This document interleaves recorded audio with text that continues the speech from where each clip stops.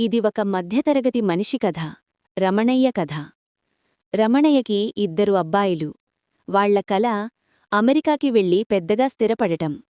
Ramanaiah retirement వచ్చి 30 లక్షలు చేతిలోకి వచ్చాయి. అందులో 20 లక్షలు తన 2 పిల్లలను అమెరికా పంపడానికి ఖర్చు పెట్టాడు. మిగతా 10 లక్షలను మందిరా డెవలపర్స్ అగార్వుడ్ ఫార్మ్లాండ్స్లో పెట్టుబడి పెట్టాడు. సంవత్సరాలు గడిచాయి. 8 ఏళ్ల తర్వాత ఆ పిల్లలు అమెరికాలో స్థిరపడ్డారు. కాని తల్లిదండ్రుల గురించి పట్టించుకోలేదు. రమణయ్య భార్య ఒంటరిగా మిగిలిపోయారు.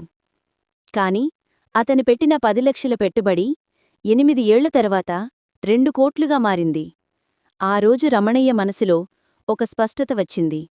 పిల్లలు పెద్దవారు అయ్యి తమ దారిలో వెళ్ళిపోయారు.